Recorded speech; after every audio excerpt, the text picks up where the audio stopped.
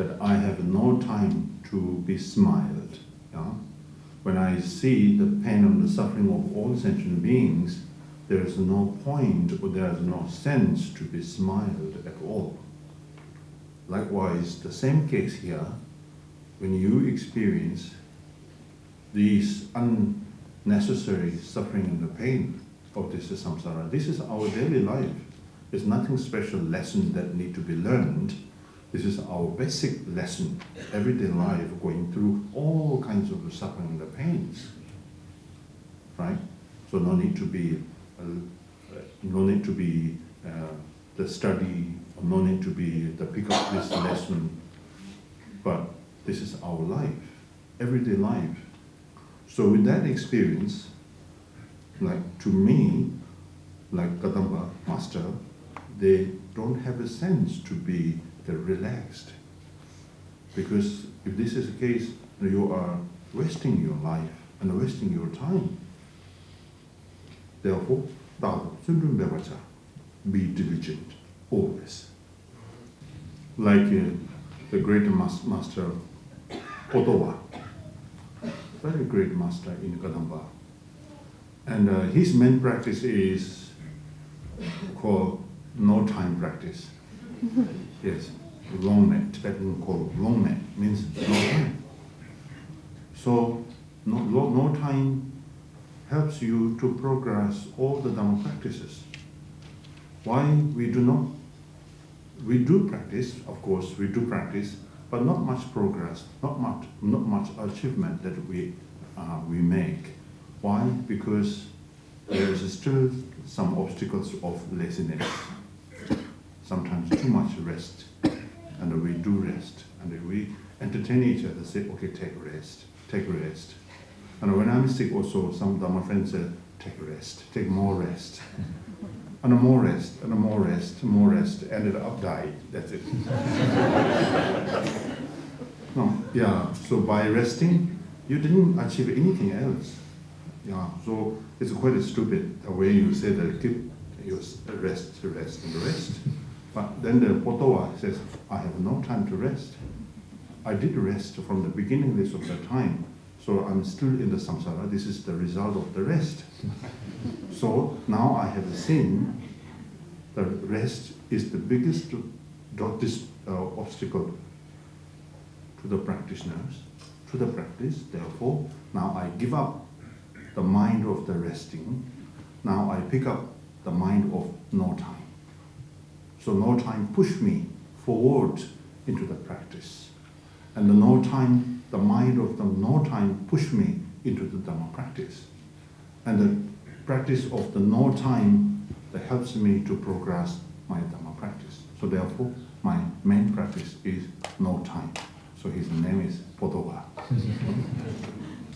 And to me, I feel sometimes it is quite unfair, because those great masters really done so hard work for us, not for them.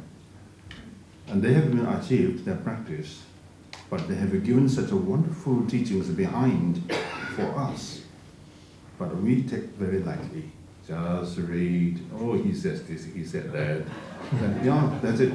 And really don't take seriously practice. And so that's quite unfair. Yet, at the same time, what we do supplications, at least grant your blessing, help me, protect me. But how? They can't do much. What they can do is with the teachings, these beautiful words, these essential teachings. That's the only they can help us.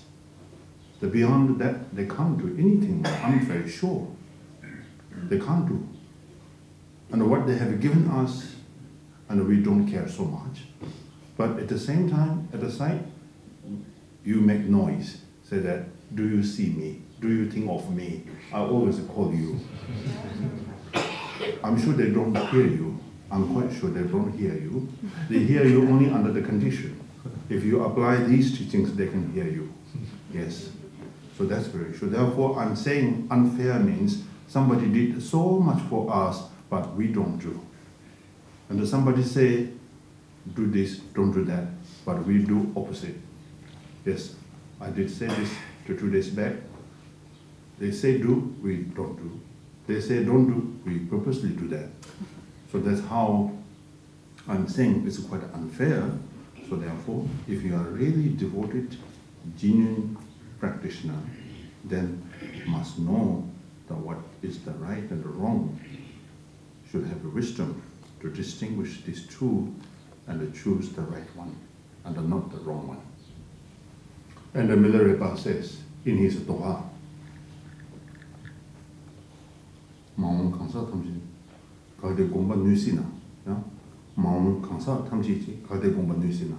In the future, Milarepa says, in the future, if those practitioners, if they really do apply Dhamma correctly, or actualize the teachings, because of Milarepa himself gone through these difficulties and hardship of work with his practice, he said this will affect you.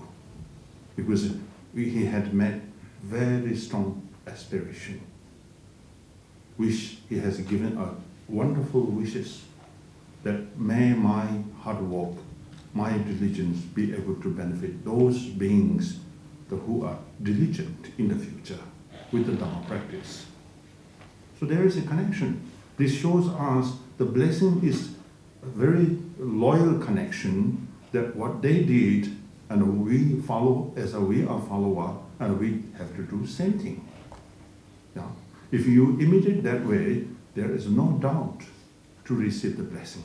So the blessing is a very essential power that is something from heart to heart, and from mind to mind, not physical to physical at all. So therefore, Milarepa has done all his hard work in order to benefit sentient beings. Therefore, his commitment is the practice that he has done is for benefiting all sentient beings.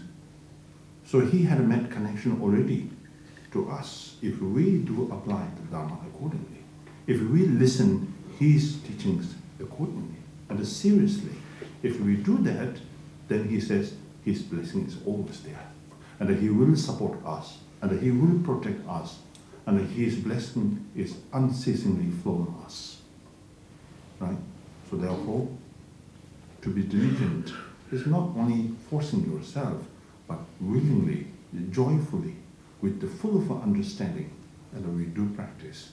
Then all the Dhamma protectors, deities, the gurus will protect you, give you blessing. Now, next verses is Tendang Shijin Pa Yu Be Wangbu Guanam Kundu Song. The 2 verses. Now, in order to be diligent, it's not easy to be diligent, because in the Shantidevas, the Bodhisattva Jaya Avatara, when he explains the characteristic of the diligence, is not forcing yourself or pulling yourself into the practice, it's rather joyfully you are engaging in the Dhamma practice, study, contemplation, meditation, whatsoever, you engage with the joy, with the full of joy. If you have that sense of like the joyfully study, joyfully contemplating, joyfully meditating, so that is the characteristic of the diligence. Right? So therefore, in order to be a good diligent or diligent person, what I'm supposed to do in order to become a good diligent person, then the next instruction is say, be a mindful. If you are not mindful, then there are a lot of obstacles. Mental distraction, that's the biggest problem for the practitioners. Distraction, the mental distraction. Therefore, in order to avoid this mental distraction, one should be very mindful. So these 2 verses explains what is mindfulness. To be mindful, then means it's a Tibetan word, Bhagyu. It's something like spying yourself, not spying others. We spying others. What is he talking? What is he doing? Is he really doing it right? Or is he wrong? So busy spying after others. but very rare spying myself. So, teachings in the Katampa, those Lojong mind training, to become mindful practitioner, then should spy myself, spying after me, my physical attitude, my verbal attitude, my mental attitude. I need to spy. I need to spy, and I need to examine. So by examination, by spying my attitude, then slowly you can become a very mindful person. According to the Bodhisattva Avatara, the fourth chapter and the fifth chapter mainly explanation of the mindfulness, and given two aspects. One is the Nyenpa. Tibetan name is Nyenpa. Tibetan called Nyenpa. Not Tibetan call, but Tibetan words is the Nyenpa. Another one is Xixin. What difference is between? To me, Xixin is like really mindfulness. Xixin. Xixin means like really being mindful. So with this mindfulness that helps you or to protect your mind from the distraction. To protect you, always protect your mind. But in case, because of this, the negative, the habitual tendency, sometimes it's easy to be distracted your mind. And what happens when your mind is distracted? Then Nyenpa means remember the suffering, the pain, the misery of these six realms caused by distraction. Because of the destruction, the mental destruction, so that the result is the pain and the suffering. So you remember, oh, pain and the suffering is all caused by the mental destruction. So with this practice, recollect your mind back to normal. It helps you. So there are four aspects. Be careful or alertness. So that is the mindfulness. That is the Xixin. But sometimes what happens if your mind becomes very distracted, then think of the pain and the suffering. So this helps you to bring back or recollect your mind back to normal. So that is the Nyenpa. To protect your faculties. So when you see something, so you should apply mindfulness. When you hear something, you should apply mindfulness. If you do not apply mindfulness because of seeing something and the lack of a training of your mind and the lack of a practice, then your mind carried away by these powerful objects. So this is our problem. If you are advanced practitioner, okay, then you have the power to bring all these objects into your practice, and no longer these negative thoughts or objects can disturb you not at all, and that they cannot disturb you because you are the advanced practitioner. But for the beginner, the starting point is very important. The starting point is the alertness and the mindfulness and the carefulness and the cautiousness. These are very important in our practice. Otherwise, our mind is very fragile, very easy to be carried away by these powerful objects. Therefore, the Atisha says here, to protect the faculties. So next two verses is explaining how to examine our own the mental attitude. So day and the night, he says, the day and the night, and the 3 times a day and the 3 times a night, and repeatedly need to be examine your mental attitude. Even you engage Dhamma practice, like talking about cultivating bodhicitta, compassion, loving kindness, but at the same time, it's very important to examine your motivation. does not mean you are applying bodhicitta, compassion, loving kindness is good. It's not always good. That just also depends your motivation. As long as the Dhamma activities or Dhamma practice is mainly or solely only for the benefiting of all sentient beings and nothing to do with your own personal benefit, then that is the correct Dhamma practice. But certain Dhamma practices we do, but at the same time there are a lot of the negative intention and a negative motivation. So seemingly you are engaged in Dhamma practice, but in the reality that is something to do with your own personal benefit. So which is totally contradict to the practice of Mahayana or the Buddha Dhamma. So therefore, examining your mental attitude or motivation from time to time is very important, which helps you to protect, which helps to protect your mind, the engaging the negativities. So clear distinction between the right and the wrong means everything based on your motivation. So yesterday I have mentioned the kunham is very important, not the Dhamma practice itself. Dhamma practice is, of course, seemingly it looks like the Dhamma, but if it is start from the wrong point, then it's not Dhamma practice. Although it's seemingly Dhamma practice, but it's not Dhamma practice. So therefore, the motivation and the attitude is very important. So this is a very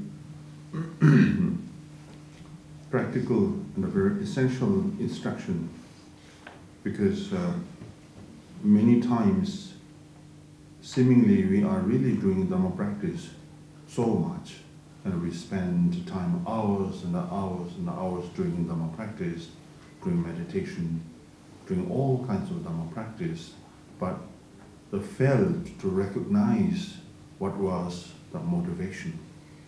So that's why you can see not much progress in our Dhamma practice and not much benefit that you can gain experience from the Dhamma practice. It is all because of wrong foundation and the wrong point where your practice begins. So therefore, examining our mental attitude is very important. In the Theravada tradition also, they emphasize mainly for examining attitude. And the Mahayana more serious, and the Vajrayana much, much more serious. So upgrading the examination. There's not much excuses in the practice that we are Vajrayana, do whatever we like, and we do that. It's not something like that. The principle is very important in the Dhamma practice. So principle here is recognition, my own fault and mistake.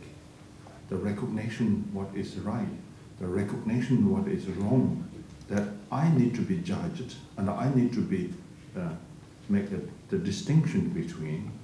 So that is we call is carefulness. If you are so careful and cautious with your practice, then you can subdue the power of engaging negativities.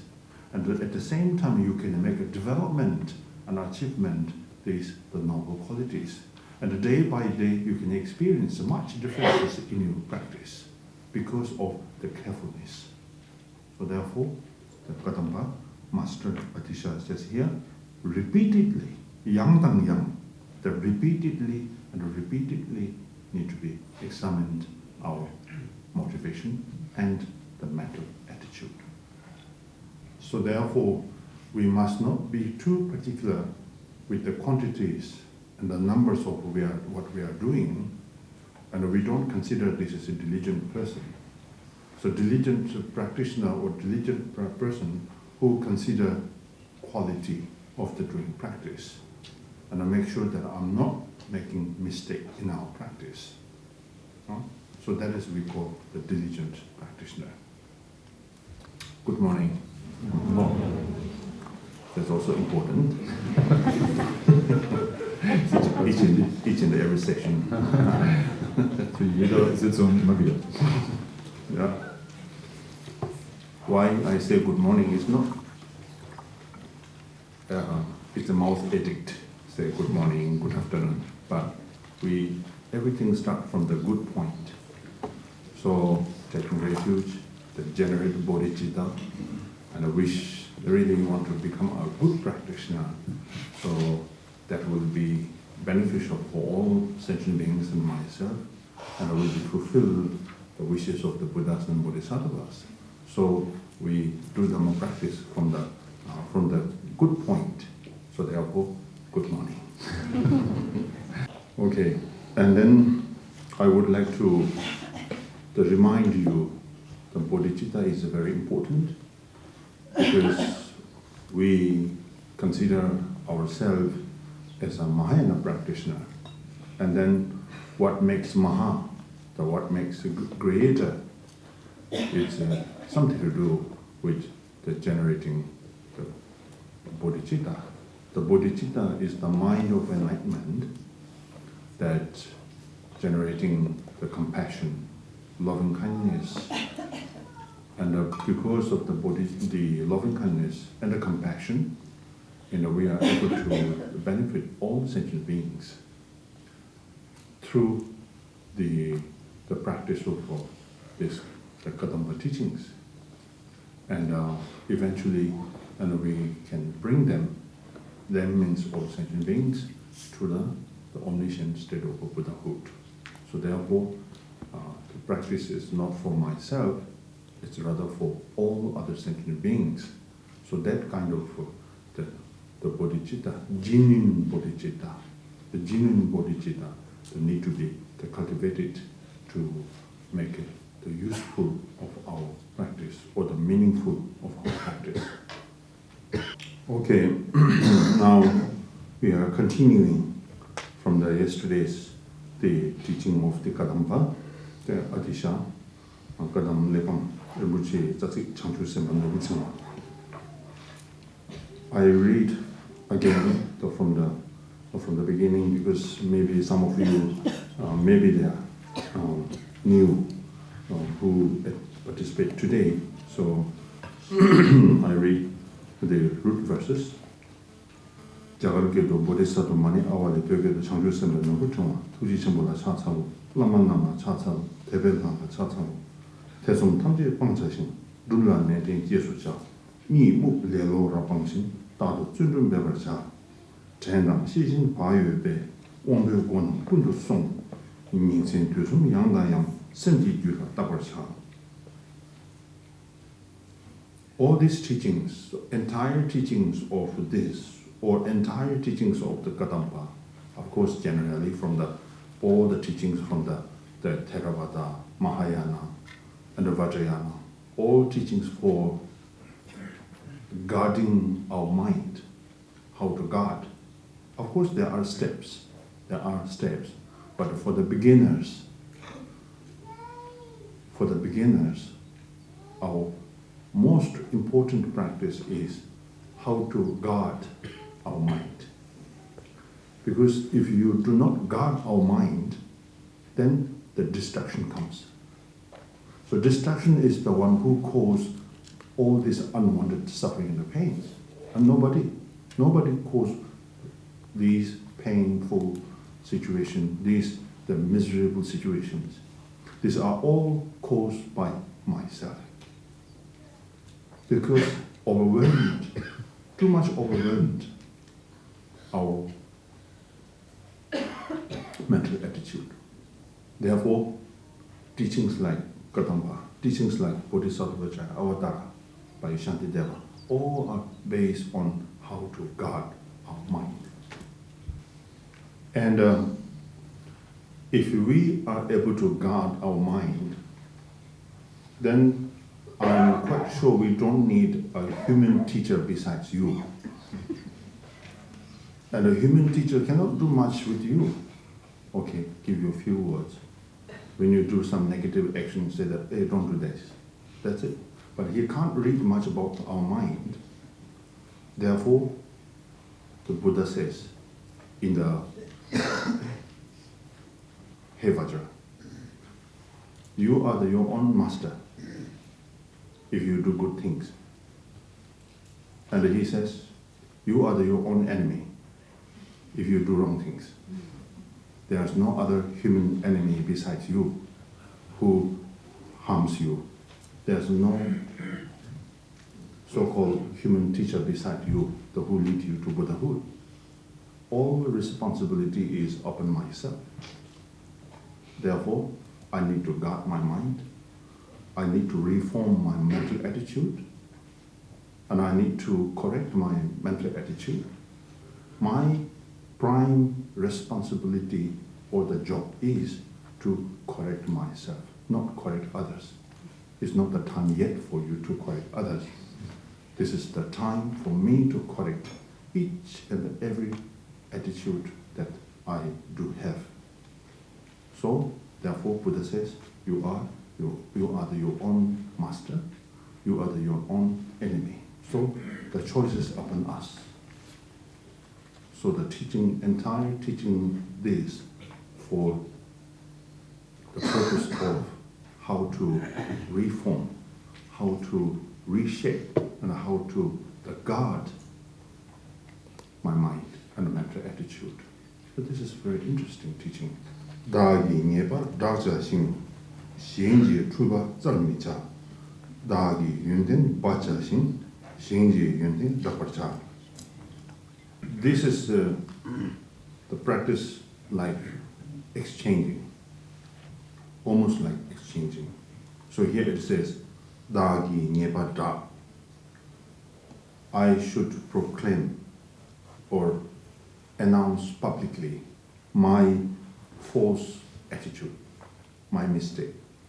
If you hide it, then obscure your mind.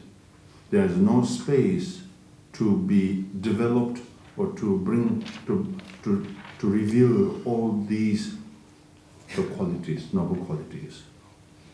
So therefore, to confess all my mistakes that have accumulated by my body, speech, and mind, to confess it in front of Buddha and the Bodhisattvas, and to confess to the public, announce publicly, proclaimed my negativities and my false attitude, my negative attitude, my negative mental attitude, I confess and announce publicly, then this helps me to purify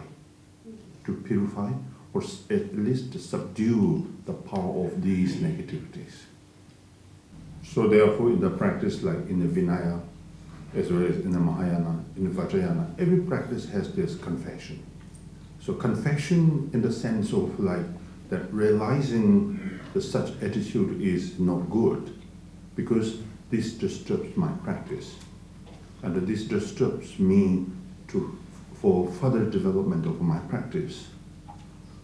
Therefore, without confessing my negativities, my wrongdoing, my misdeeds, then there is no way to cultivate those noble qualities. Although noble qualities are existed within us always, but to reveal, to discover these noble qualities, one needs to be done to confess all our wrongdoings. And once you confess, then no longer these misdeeds are staying with us. Then we practice like guarding our faculties and our minds.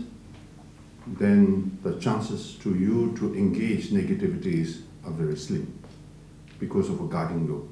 Because if you lost guarding your mind, then you keep accumulating negativities. There's no point to keep confessing, but keep accumulating negativities.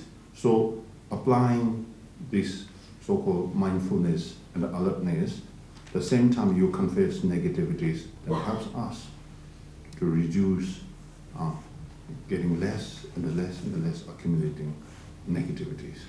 So the next is to guard our mind. Make sure that I don't accumulate negativities. And there was a story I ever heard, like maybe Geshe Ben He was alone at one of the houses there. Maybe somebody invited him for puja. Then maybe he was hungry, and probably they didn't really provide a good food for him. And poor this lama, maybe too hungry. So he saw a bag of tsampa. So he walked towards the tsampa and opened the bag, and his hand goes into the tsampa. Then at the same time he thought, oh, this is a thief. I'm stealing the tsampa. Then he loudly shouted, he said, oh, there is a thief, there is a thief. Then, and the house owner came, where is the thief? Here, thief. I think this is a match to this practice.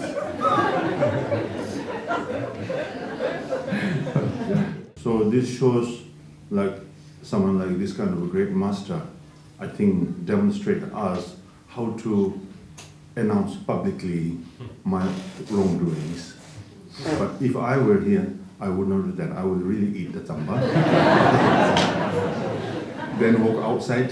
Then maybe I tell, oh, someone's stolen your tamba. Yeah, I do not dare to say that he is a thief. But he's really brave.